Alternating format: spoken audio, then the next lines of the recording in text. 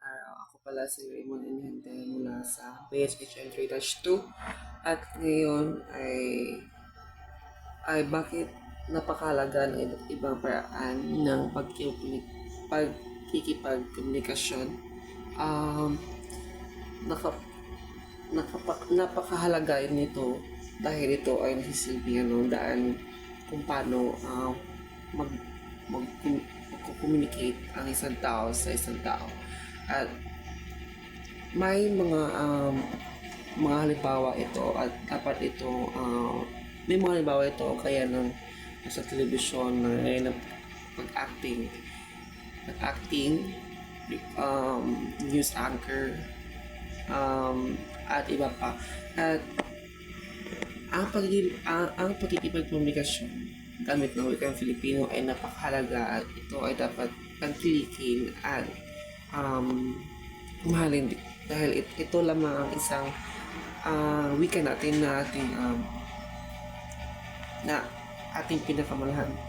Napakahalaga ng wika natin at dapat natin ito mahalin dahil ito ang sisibi natin mother tongue ng ating bansa dito sa Pinas.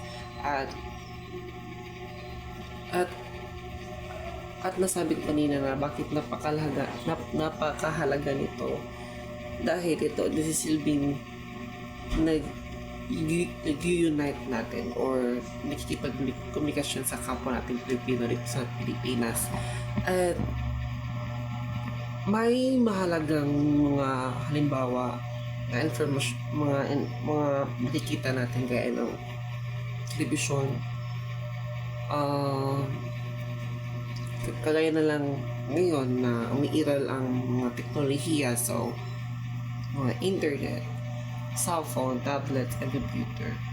At maaari itong magiging daan sa pagkikomunikasyon kaya ng internet, cellphone, at computer.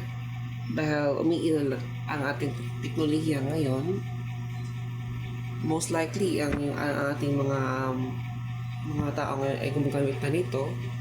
So yan ang napaka-epektibo ng halimbawa ng pagkikomunikasyon.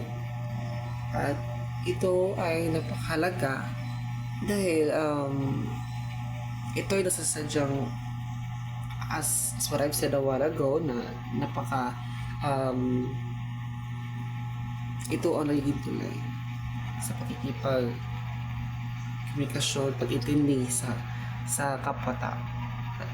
At ito ay napakahalaga at dapat nating mahalin dahil ito nagsisilbing nag-uugnay sa ating mga kapwa Pinoy at iba pa. Salamat.